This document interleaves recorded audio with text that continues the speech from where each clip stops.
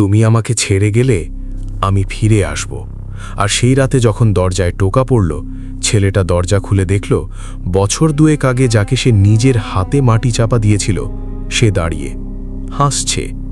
আর গুজরাটের সেই গ্রামে যে বাড়িতে কালো জাদু হয়েছিল সেই বাড়ির দরজায় আজও রক্তের দাগ মুছে যায় না, যতবার রং দেওয়া হোক। পুরো এপিসোড শেষ পর্যন্ত শুনুন। শ্রোতা বন্ধুরা, আজকের এপিসোড 157তে আপনাদের স্বাগত। ঘড়ির কাঁটায় ঠিক রাত 9টা বাজে, আর রাত 9টা মানেই অশরীরীর ভয়ের আসর। এই সেই মুহূর্ত যখন দিনের আলো সরে যায়, ঘরের কোণে জমে ওঠে অজানা অন্ধকার, আর সেই অন্ধকার থেকে বেরিয়ে আসে এমন সব ঘটনা যা আপনার ঘুম কেড়ে নেবে। আজকের এপিসোডে আমি আপনাদের সামনে নিয়ে এসেছি দুটি এমন ঘটনা যা শুনলে আপনার বুকের ভেতরটা ঠান্ডা হয়ে যাবে।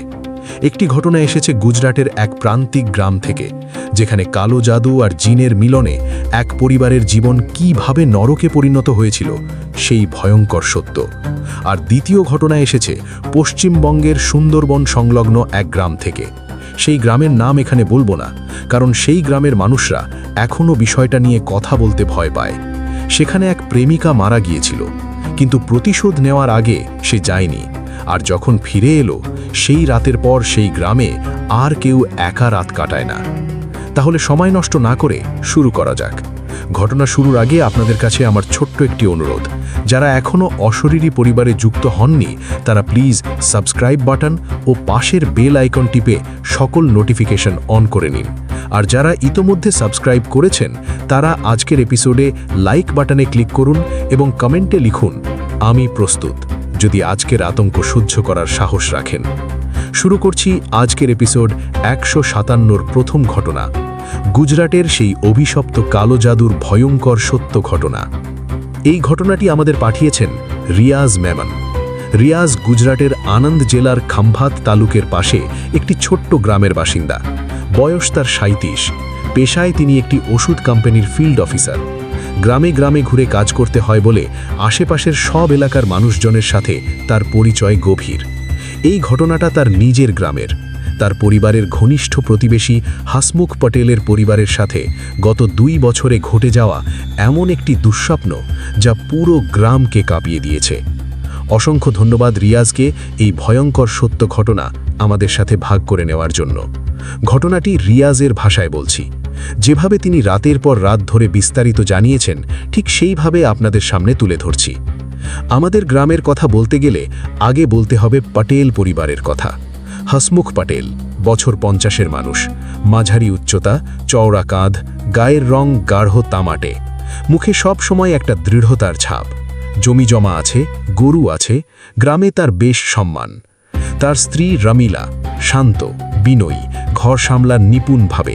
2 ছেলে, বড়টার নাম মনীষ, বছর 25, ছোটটার নাম জিতেন, বছর 22। মনীষ গুজরাট থেকে একটু দূরে শহরে কাজ করে, জিতেন গ্রামেই বাবাকে সাহায্য করে। এই পরিবারটা আমাদের গ্রামের অন্যতম সম্মানিত পরিবার ছিল, কারণ 2023-এর মাঝামাঝি থেকে যা শুরু হলো তাতে এই পরিবারটা ভেঙে পড়েছে। শুরুটা হয়েছিল খুব সাধারণভাবে। হাসমুখ পটেলের জমিতে 3 বছর ধরে ফসল ভালো হচ্ছিল না।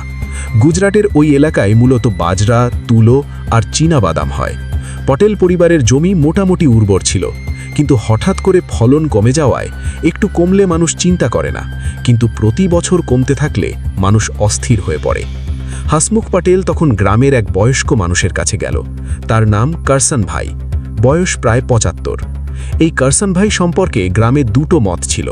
কেউ বলতো সে জ্ঞানী মানুষ, কেউ বলতো সে অন্ধকারের সাথে পরিচিত। করসন ভাই হাসমুখের কথা শুনল, তারপর বলল, তোমার জমিতে কেউ কিছু পুঁতে রেখেছে। হাসমুখ জিজ্ঞেস করল, কে পুঁতে রেখেছে? করসন ভাই বলল, শত্রু। হাসমুখের মাথায় তখন নাম এলো তার প্রতিবেশী ধীরু ভাই সোলাঙ্কি। কয়েক বছর আগে জমির সীমানা নিয়ে ঝগড়া হয়েছিল, মামলা হয়েছিল, হাসমুখ জিতেছিল, কিন্তু ধীরু ভাই সেটা মেনে নেয়নি। করসন ভাই বলল, তুমি চাইলে এর প্রতিকার করা যায়। হাসমুখ বলল, করুন। করসন ভাই বলল, কিন্তু এই কাজ সহজ নয়, আর এই কাজে যাকে ডাকা হবে সে বিনামূল্যে আসে না। হাসমুখ বলল, কি দিতে হবে? করসন ভাই বলল, সে সময় মতো জানাবে। এই জবাবটাই ছিল সবকিছুর শুরু। করসন ভাই সেই রাতে হাসমুখের বাড়িতে এলো, সাথে একটা পুরনো থলে কিছু সামগ্রী। রমিলাকে বলা হলো ঘরে থাকতে, ছেলেদের বলা হলো ঘুমিয়ে পড়তে। হাসমুখ একা করসন ভাইয়ের সাথে বাড়ির পেছনের উঠোনে থাকল। আমি পরে হাসমুখের কাছ থেকেই শুনেছিলাম সেই রাতের কথা। সে বলেছিল করসন ভাই মাটিতে একটা বৃত্ত আঁকল, সেই বৃত্তের মধ্যে কিছু জিনিস রাখল। আমি দেখিনি কি, কিন্তু গন্ধ ছিল অদ্ভুত, কিছু পোড়া কাঠ, কিছু মশলার মতো, আর একটা কালো কাপড়ে মোড়ানো কিছু। করসন ভাই তারপর ধীরে ধীরে কিছু বলতে শুরু করলো, গুজরাটি ভাষায়, কিন্তু সেই ভাষার সব কথা হাসমুখ বুঝতে পারেনি, কারণ কিছু শব্দ সে আগে কখনো শোনেনি। এক পর্যায়ে হাওয়া থমকে গেল, রাতটা একদম নিস্তব্ধ হয়ে গেল, আর তারপর বৃত্তের মাঝখানে একটা কিছু এলো। হাসমুখ বলেছিল ছোট্ট একটা আলোর বিন্দু, নীলাভ, মাটির কাছাকাছি ঘুরছে। করসন ভাই সেই আলোর সাথে কি যেন বলল, গলা নিচু করে। তারপর করসন ভাই হাসমুখকে বলল, হয়ে গেছে। হাসমুখ বলল, মানে? করসন ভাই বলল, তোমার শত্রুর ক্ষতি করার জন্য যা করার ছিল করা হয়েছে, কিন্তু মনে রেখো, যাকে ডাকা হয়েছে সে এখন তোমার সাথে আছে, সে কিছু চাইবে, সেই চাওয়া পূরণ করতে হবে।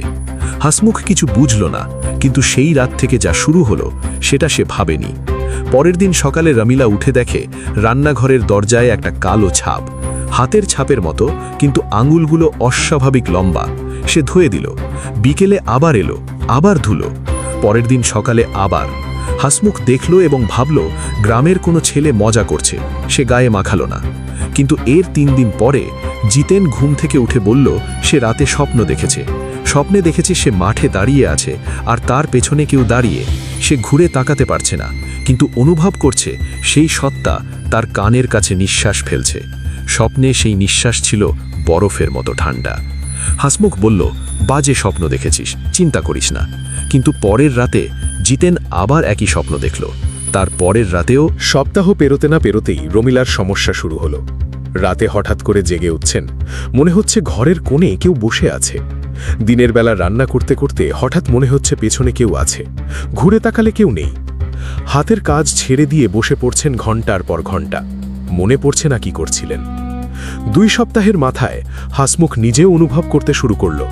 মাঠে কাজ করতে গেলে হঠাৎ মনে হয় কেউ তার নাম ধরে ডাকছে, কিন্তু ডাকের শব্দটা কোন দিক থেকে আসছে বোঝা যায় না। মনে হয় একটু দূর থেকে, কিন্তু দূরে গেলে মনে হয় আরও দূরে। 1 মাস পরে গ্রামে একটা বিষয় ছড়িয়ে পড়ল। ধীরু ভাই সোলাঙ্কির বাড়িতে বিপদ পড়েছে। তার ছোট ছেলে হঠাৎ অসুস্থ হয়ে গেছে, কোনো কারণ নেই। ডাক্তার কিছু খুঁজে পাচ্ছেন না। ছেলেটা রাতে কাঁদছে, দিনে কথা বলছে না, খাচ্ছে না, শরীর শুকিয়ে যাচ্ছে। গ্রামে সবাই বলাবলি করল পাটেল পরিবার ধীরু ভাইয়ের ওপর কিছু করেছে, কিন্তু পাটেল পরিবার নিজেও ততদিনে জানে যে তাদের বাড়িতে কিছু একটা আছে। হাসমুখ করসন ভাইয়ের কাছে গেল, বলল, আমার পরিবারের কি হচ্ছে? করসন ভাই বলল, আমি বলেছিলাম না, যাকে ডাকা হয়েছে সে কিছু চাইবে। হাসমুখ বলল, সে কি চাইছে? করসন ভাই একটু চুপ করে থাকল, তারপর বলল, রক্তের সম্পর্ক। হাসমুখ বুঝতে পারল না, বলল, মানে? করসন ভাই বলল, মানে হলো, তুমি তোমার পরিবারকে রক্ষা করতে চাইলে প্রতি মাসে একটা নির্দিষ্ট রাতে তাকে কিছু দিতে হবে। সেই দেওয়াটা হলো রক্তের, মানে পরিবারের কেউ একটু কাটবে, আঙুল, হাত, আর সেই রক্ত তার জন্যে রাখবে। হাসমুখের মনে হলো এই মানুষ পাগল, কিন্তু তার মাথায় একটু ভয়ও ঢুকে গেছে। সে বলল, এটা না করলে? করসন ভাই বলল, সে যা চাইছে তা না পেলে সে নিজে নেবে। হাসমুখ সেদিন বাড়ি ফিরল, রমিলাকে কিছু বলল না, নিজেও পরিষ্কার বুঝছিল না কি করবে। সেই রাতে প্রথম সত্যিকারের ঘটনাটা ঘটল। রাত তখন প্রায় 2টো। হাসমুখ ঘুম থেকে জেগে উঠল, কোনো কারণে না, হঠাৎ করে জেগে গেল। চোখ খুলতেই দেখল ঘরের সিলিংয়ের দিকে রমিলা তাকিয়ে আছেন, কিন্তু তাকানোর ধরনটা স্বাভাবিক নয়। চোখ স্থির, পলক পড়ছে না, মুখে কোনো ভাব নেই। হাসমুখ ডাকল, রমিলা। রমিলা ঘুরলেন না। রমিলা, একটু জোরে। রমিলা তখন আস্তে আস্তে ঘুরলেন, কিন্তু তার চোখে সেই মুহূর্তে একটা অদ্ভুত আলো ছিল। হাসমুখ পরে বলেছিল সেই চোখ রমিলার নয়, চোখ দুটো রমিলার শরীরে, কিন্তু তাকাচ্ছে অন্য কেউ। হাসমুখ জিজ্ঞেস করল, কি হয়েছে তোমার? রমিলা একটা শব্দ করলেন, মুখে নয়, গলার গভীর থেকে, একটা ভারী গোঙানির মতো শব্দ, যে শব্দ রমিলার গলায় হওয়ার কথা নয়। হাসমুখ আলো জ্বালালো। আলো জ্বলতে রমিলা একটু কেঁপে উঠলেন, তারপর যেন ঘুমের মধ্যেই চোখ বন্ধ করে পড়ে গেলেন। পরের সকালে রমিলার কিছু মনে নেই। সেদিন হাসমুখ আমার কাছে এলো, আমরা ছোটবেলার বন্ধু, গ্রামেই বড় হয়েছি। সে সব বলল। আমি শুনে প্রথমে ভাবলাম হয়তো রমিলা ঘুমের মধ্যে হাঁটেন, স্লিপ ওয়াকিং। কিন্তু হাসমুখ যখন রমিলার চোখের কথা বলল, সেই আলো, সেই দৃষ্টি, আমার মনে একটা ঠান্ডা লাগলো। আমি বললাম, তুই করসান ভাইকে দিয়ে যা করিয়েছিস সেটা বন্ধ কর। হাসমুখ বলল, করসান ভাই বলেছে বন্ধ করা যাবে না, একবার শুরু হলে মাঝপথে থামালে বিপদ আরও বেশি। আমি বললাম, তাহলে অন্য কারো কাছে যা। হাসমুখ বলল, কোথায় যাব? সেই মুহূর্তে আমার মনে পড়ল আমাদের পাশের জেলার একটা নাম, আনন্দ জেলার এক মসজিদের ইমাম সাহেব, যার সম্পর্কে শুনেছিলাম এই ধরনের বিষয়ে তিনি সাহায্য করেন।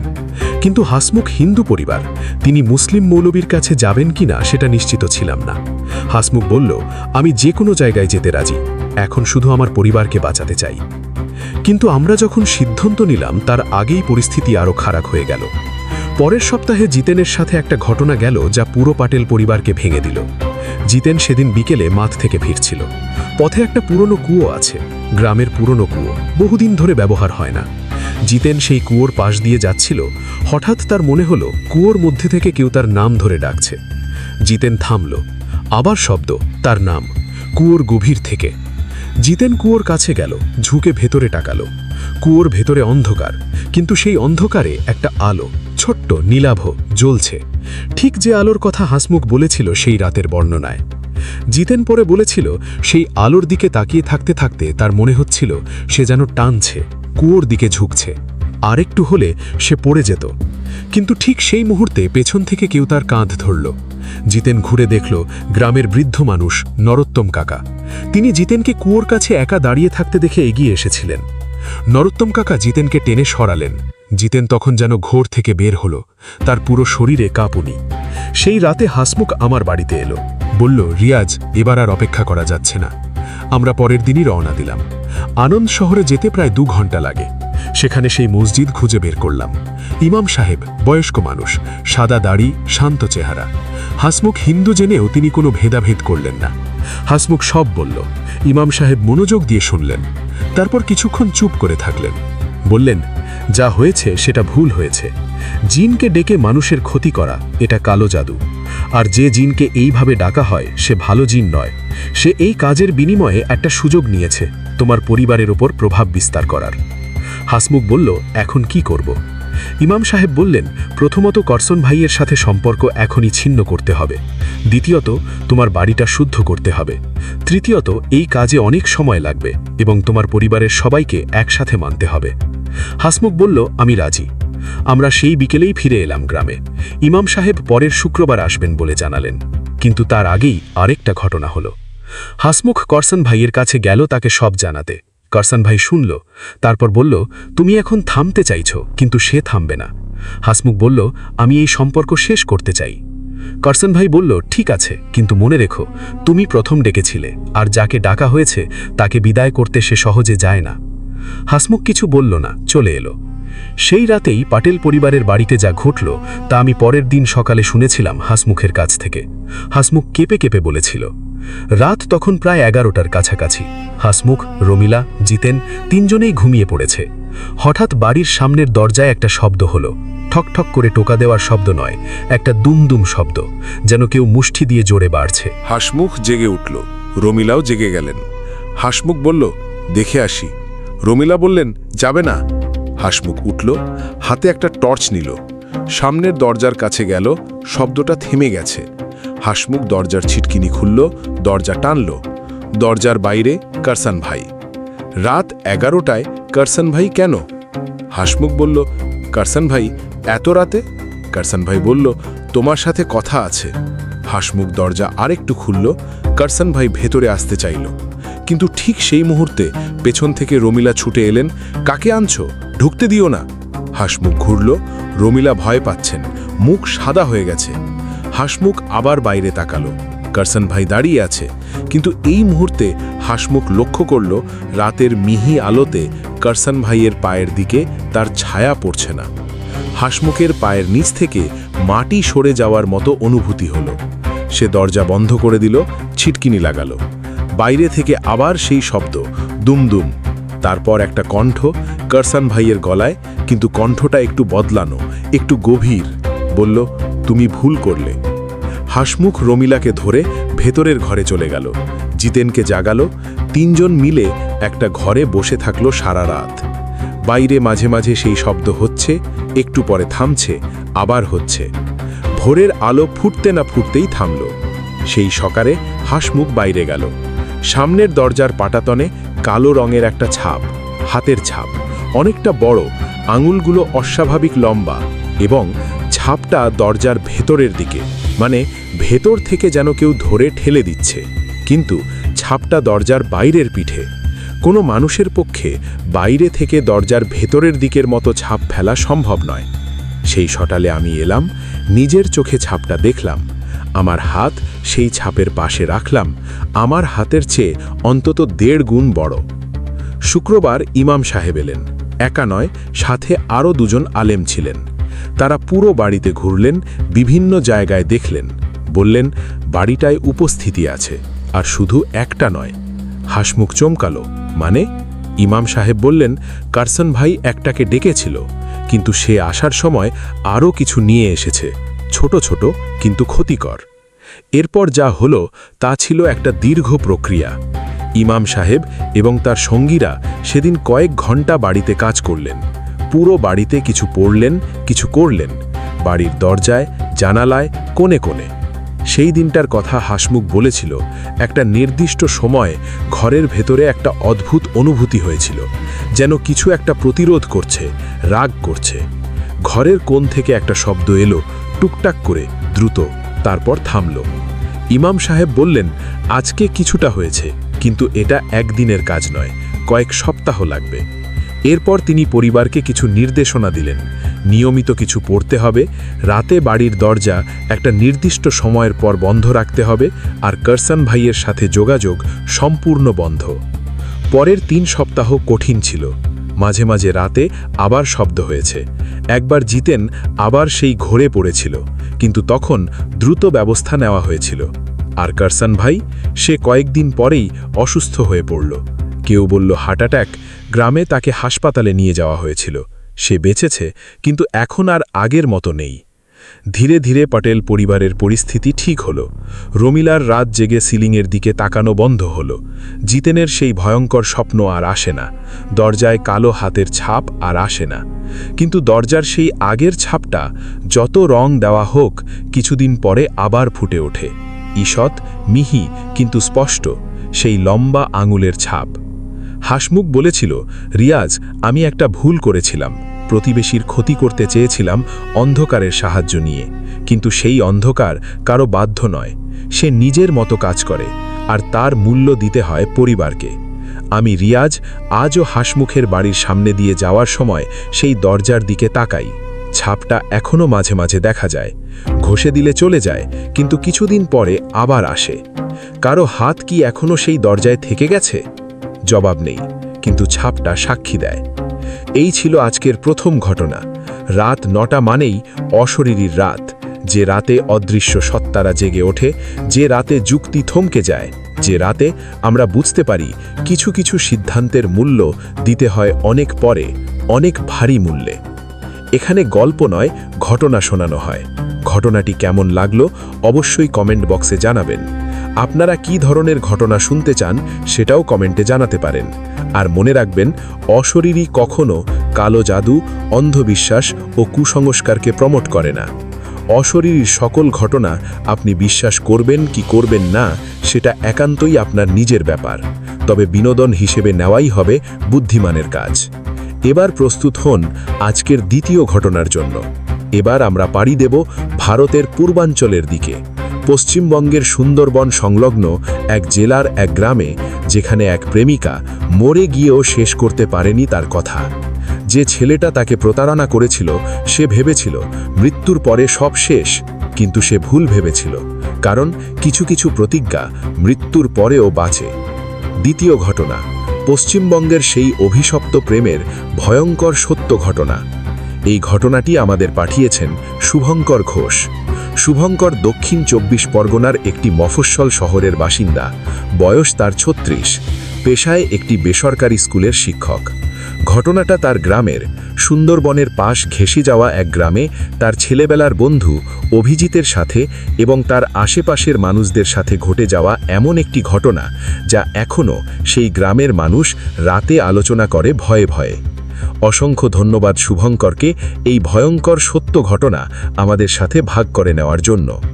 ঘটনাটি শুভঙ্করের ভাষায় বলছি, যেভাবে তিনি বিস্তারিত জানিয়েছেন সেইভাবেই আপনাদের সামনে তুলে ধরছি। অভিজিৎ মণ্ডল আমার বাল্যবন্ধু। একসাথে বড় হয়েছি, একই স্কুলে পড়েছি, একসাথে মাঠে ক্রিকেট খেলেছি। অভিজিৎ দেখতে মোটামুটি, কিন্তু কথা বলতে পারত অসাধারণ। মেয়েদের মাথা ঘুরিয়ে দিতে পারত একটা হাসিতে। আমরা সবাই জানতাম এই ব্যাপারটা। অভিজিৎ নিজেও জানত এবং ব্যবহার করত। ঘটনাটা শুরু হয়েছিল 2021-এ। করোনার পরে জীবন একটু স্বাভাবিক হচ্ছে, দোকানপাট খুলছে, মানুষ বাইরে বেরোচ্ছে। অভিজিৎ তখন গ্রামের পাশের ছোট বাজারে একটা কাপড়ের দোকান দিয়েছে। সেই বাজারের অন্য একটা দোকানে কাজ করত মেয়েটা, নাম ছিল মিতালি। আমি অভিজিতের বন্ধু হিসেবে জানতাম সে কেমন। জানতাম তার এই খেলা, একটু সম্পর্ক করবে, মেয়েটাকে ভরসা করাবে, তারপর হয় ছেড়ে যাবে, নয়তো আরও একটা সম্পর্ক শুরু করবে পাশাপাশি। আমি একবার অভিজিৎকে বলেছিলাম, মিতালি সত্যিকারের মেয়ে, ওর সাথে এই ধরনের করিস না। অভিজিৎ হেসেছিল। তুই কি জানিস সে কেমন? তুই বেশি ভাবিস। সেই ভাবনা যে একদিন এতটা সত্যি হবে আমি জানতাম না। প্রায় 1 বছর সম্পর্ক ছিল তাদের। মিতালি পুরো 1 বছর ধরে অভিজিতের জন্য অনেক কিছু করেছিল। পরিবারের ব্যাপারে সাহায্য করেছিল, দোকানে কাজে সাহায্য করেছিল, এমনকি নিজের সামান্য সঞ্চয় থেকে কিছু দিয়েছিল একবার অভিজিতের বিপদে। আর অভিজিৎ একদিন মিতালিকে ডেকে বলল, আমার বিয়ে ঠিক হয়ে গেছে। মিতালি স্তব্ধ হয়ে গেল, বলল, কার সাথে? অভিজিৎ বলল, পাশের জেলার মেয়ে, বাবার পছন্দ, আমি না করতে পারিনি। মিতালি বলল, আর আমি? অভিজিৎ বলল, তুমি বুঝতে পারছো না, পারিবারিক চাপ ছিল। তুমি ভালো থেকো। মিতালি কিছু বলল না, শুধু তাকিয়ে রইল। সেই দিন মিতালি বাড়ি ফিরে গেল। তারপর 3 দিন দোকানে আসেনি। 4র্থ দিনে খবর এলো মিতালি মারা গেছে। তার মা রাতে ঘুমিয়েছিলেন। সকালে উঠে দেখেন মিতালি তার ঘরে, চোখ বন্ধ, শুয়ে আছে। কাছে গিয়ে দেখেন সে নেই। ডাক্তার বলল হার্ট ফেলিয়ার। বয়স মাত্র 22। পরিবারের কোনো হার্টের ইতিহাস নেই। কিন্তু মিতালির মা বললেন একটা কথা। মৃত্যুর আগের রাতে মিতালি তার কাছে এসেছিলেন, বলেছিলেন, মা আমি একটু ক্লান্ত। আর কিচ্ছু বলেননি। তারপর ঘুমাতে গেছেন। কিন্তু মা বলেছিলেন, সেই রাতে মিতালির চোখে একটা দৃষ্টি ছিল, অদ্ভুত, শান্ত, কিন্তু একটু দূরের, যেন সে ইতোমধ্যে সিদ্ধান্ত নিয়েছেন। গ্রামে মিতালির মৃত্যু নিয়ে অনেক কানাঘুষা হলো। সবাই বুঝল কি হয়েছে। অভিজিতের নাম উঠল, কিন্তু সে আইনি কোনো ঝামেলায় পড়েনি। অভিজিৎ সেই বিয়েটাও করল, বউ নিয়ে এলো। আমি সেই বিয়েতে যাইনি। মিতালির মৃত্যুর পর 2 মাস কেটে গেল। জীবন এগিয়ে যাচ্ছে, সবার জীবন। কিন্তু অভিজিতের জীবনে তখন থেকে কিছু একটা শুরু হলো। প্রথমে ছোট ছোট ব্যাপার। দোকানে বসলে হঠাৎ মনে হয় কেউ পেছনে দাঁড়িয়ে, ঘুরে তাকালে কেউ নেই। রাতে ঘুমোতে গেলে মনে হয় কেউ তাকিয়ে আছে। সে প্রথমে আমাকে বলেনি, বলেছিল তার বউকে, নিশা বলেছিল, মানসিক চাপ, ডাক্তারের কাছে যাও। অভিজিৎ গিয়েছিল। ডাক্তার বলল ঘুমের সমস্যা, একটু অ্যাংজাইটি আছে। ওষুধ দিল। ওষুধে কিছুটা ঘুম হলো, কিন্তু যেটা হচ্ছিল সেটা বন্ধ হলো না। মিতালির মৃত্যুর 3 মাস পরে একটা রাতে অভিজিৎ সেদিন বলেছিল তার দোকান বন্ধ করে বাড়ি ফিরছিল। সন্ধে পেরিয়ে একটু রাত হয়ে গেছে। বাড়ির রাস্তায় একটা বাঁক আছে, একটা পুরনো বটগাছের কাছে। সেই বাঁকে সে বাইক নিয়ে ঘুরছিল। বাঁকটা পেরোতে রাস্তার ধারে কেউ দাঁড়িয়ে, একটা মেয়ে, পেছন ফিরে। অভিজিৎ ডাকল, কে ওখানে? মেয়েটা ঘুরল না।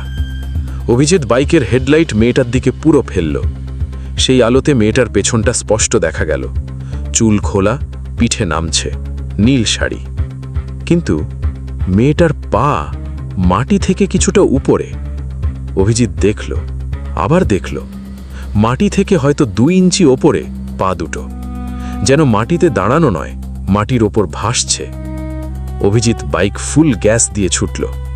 বাড়ি পৌঁছে বউকে ডেকে বলল, নিশা, আমি কি দেখলাম? নিশা মনে করল ভুল ভাল দেখেছে, কিন্তু অভিজিতের চেহারা দেখে বুঝল কিছু একটা হয়েছে। এরপর থেকে অভিজিৎ একা সন্ধ্যের পর বেরোয় না, কিন্তু ঘটনা বন্ধ হলো না।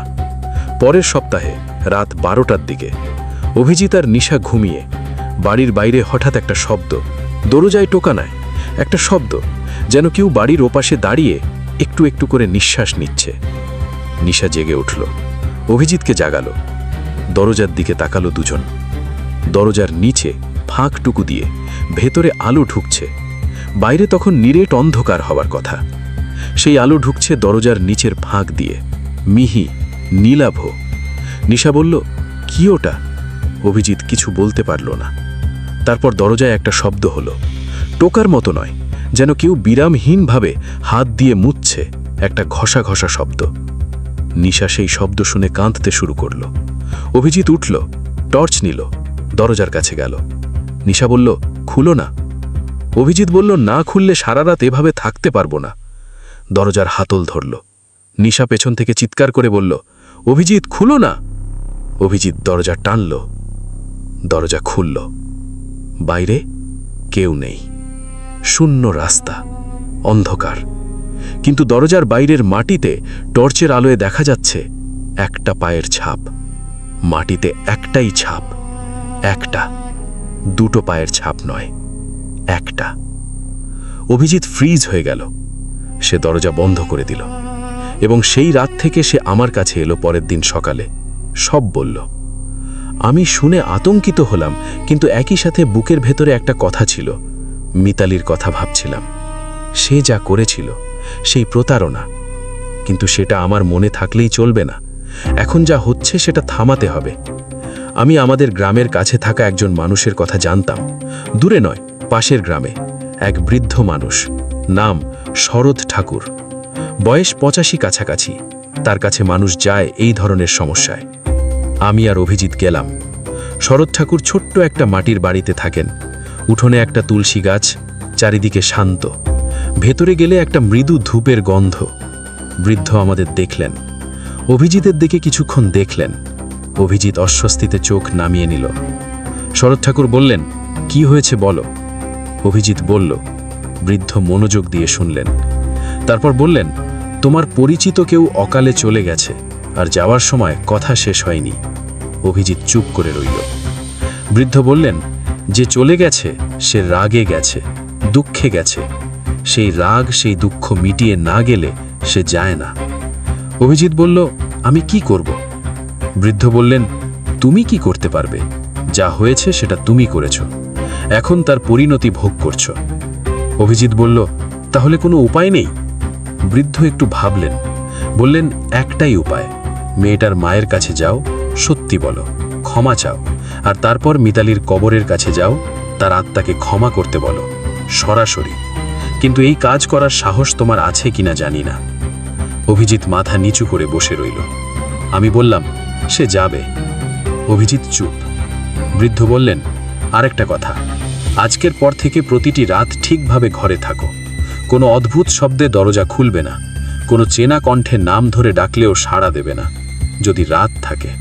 সেই রাতের কথা অভিজিৎ আমাকে পরে বলেছিল যে রাতটা অনেক কষ্টে কেটেছে।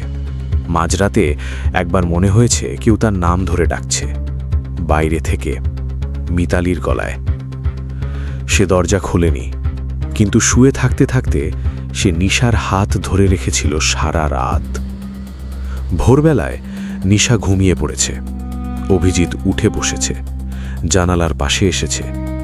জানালার বাইরে ভোরের আলো আসছে, আর সেই আলোতে অভিজিৎ দেখল বাড়ির উঠোনের মাটিতে কিছু একটা। কাছে গিয়ে দেখল মাটিতে সুন্দর করে আঁকা একটা ছবি, যেন কেউ আঙুল দিয়ে এঁকেছে। দুটো মানুষের ছবি, একটু বাচ্চাদের মতো আঁকা, কিন্তু স্পষ্ট। দুটো মানুষ পাশাপাশি, আর একটার ওপর একটা রেখা টানা, যেন কাটা। অভিজিৎ সেই ছবি দেখে কয়েক মুহূর্ত স্থির হয়ে থাকল। তারপর সে ভেতরে এলো। নিশাকে জাগালো না, আমাকে ফোন করল। আমি এলাম, ছবিটা দেখলাম, তখনও স্পষ্ট, মাটিতে আঙুলের দাগে আঁকা। আমি অভিজিৎকে বললাম, তুই আজকেই যাবি মিতালির মায়ের কাছে। অভিজিৎ বলল, আমি ভয় পাচ্ছি। আমি বললাম, ভয় পেয়ে থাকলে এটা থামবে না। সেই দুপুরে আমরা গেলাম মিতালির মায়ের কাছে, সেই ছোট্ট বাড়িতে।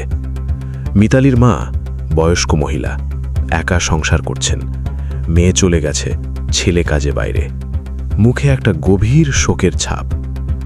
অভিজিৎ তার সামনে দাঁড়ালো, সরাসরি চোখে তাকাতে পারছিল না। সে বলল, মাসিমা, আমি অভিজিৎ। মিতালি আমাকে ভালোবাসত। মিতালির মা চুপ করে তাকালেন।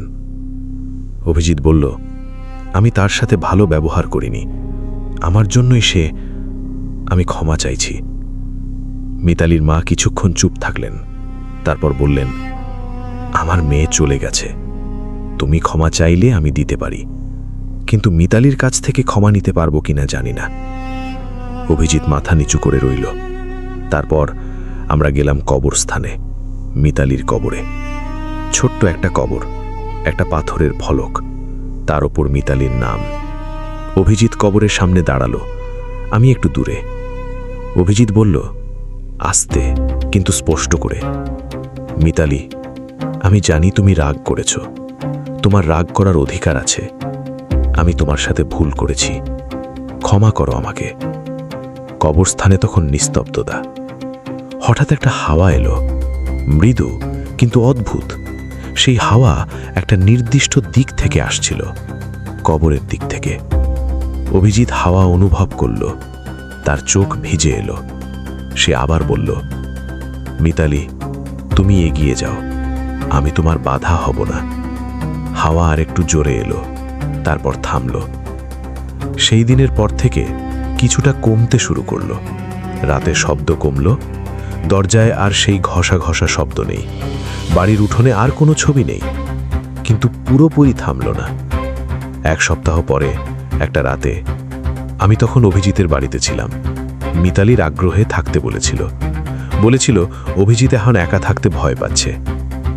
রাত তখন প্রায় 1টা। আমি আর অভিজিৎ বসে গল্প করছি, নিশা ঘুমিয়ে পড়েছেন। হঠাৎ অভিজিৎ চুপ করে গেল। আমি দেখলাম তার মুখের রং পরিবর্তন হয়ে গেছে। আমি বললাম, কি হলো? অভিজিৎ ধীরে বলল, শুভ, জানালার দিকে তাকা। আমি তাকালাম। জানালার পর্দা টানা ছিল, কিন্তু পর্দার ওপাশ থেকে একটা ছায়া, কারো ছায়া দাঁড়িয়ে আছে জানালার বাইরে। আমার বুকে ধুক করে উঠল। ছায়াটা নড়ছে না, স্থির। আমি আস্তে বললাম, বাইরে কেউ থাকলে সরে যাও। ছায়া নড়ল না। অভিজিৎ বলল, শুভ, সেটা মিতালি। আমি বললাম, তুই নিশ্চিত? অভিজিৎ বলল, আমি চিনি। আমি উঠলাম, জানালার দিকে এগোলাম। অভিজিৎ বলল, পর্দা সরাস না। আমি পর্দার কাছে গেলাম। পর্দার ওপাশে ছায়া, একটু স্পষ্ট বোঝা যাচ্ছে মানুষের আকৃতি। আমি বললাম জোরে করে, মিতালি, তুমি যদি থেকে থাকো, অভিজিৎ ভুল করেছে, কিন্তু সে বুঝেছে। তোমার মায়ের কাছে ক্ষমা চেয়েছে, তোমার কবরে এসে ক্ষমা চেয়েছে। তুমি এখন মুক্ত, এগিয়ে যাও। কয়েক মুহূর্ত নিস্তব্ধতা। তারপর পর্দাটা একটু নড়ল, যেন কেউ ভেতর থেকে আঙুল দিয়ে একটু ছুঁয়ে দিল। আমার হাতের রোম খাড়া হয়ে গেল। তারপর ছায়া নেই, পর্দা স্থির, বাইরে অন্ধকার। আমি পর্দা সরালাম, জানালার বাইরে কেউ নেই। সেই রাতের পরে আর কিছু হয়নি। অভিজিৎ ধীরে ধীরে স্বাভাবিক হয়েছে, রাতে ঘুমাচ্ছে। সেই শব্দ আর নেই, সেই ছায়া আর নেই। কিন্তু অভিজিৎ বদলে গেছে। সেই আগের অভিজিৎ আর নেই। মেয়েদের সাথে মজা করা, হাসতে হাসতে মিথ্যে কথা বলা। সে এখন অনেক শান্ত, অনেক সতর্ক। একদিন আমাকে বলল, শুভ, মিতালি আমাকে একটা জিনিস শিখিয়ে গেছে। আমি বললাম, কি? সে বলল, মানুষ মরে গেলেই শেষ হয় না, বিশেষত যখন কেউ কষ্ট পেয়ে যায়, সেই কষ্টটা থাকে। আর সেই কষ্ট যদি কারণ খোঁজে, তাহলে কারণকে খুঁজে নেয়। আমি শুভঙ্কর আজও মিতালির মায়ের বাড়ির পাশ দিয়ে যাওয়ার সময় ভাবি, একটা মেয়ে স্বপ্ন দেখেছিল, ভালোবেসেছিল, প্রতারিত হয়েছিল, চলে গিয়েছিল। কিন্তু যাওয়ার আগে বলে গিয়েছিল, আমি ফিরব। সে ফিরেছিল, আর যে তাকে কষ্ট দিয়েছিল সে এখন জানে, কষ্ট দিলে শেষ পর্যন্ত কষ্ট ফিরে আসে, হয়তো মৃত্যুর পরে থেকেও। শ্রোতা বন্ধুরা, আজকের এপিসোড 157-র দুটি ঘটনা এখানেই শেষ করলাম।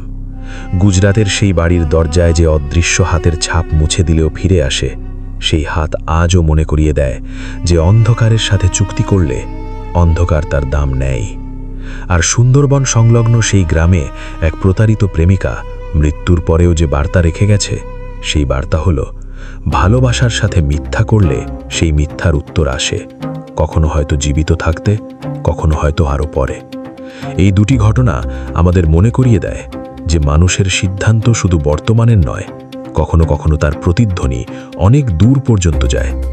যে অন্ধকার ডাকা হয় সে আসে, আর যাকে কষ্ট দেওয়া হয় সে মনে রাখে।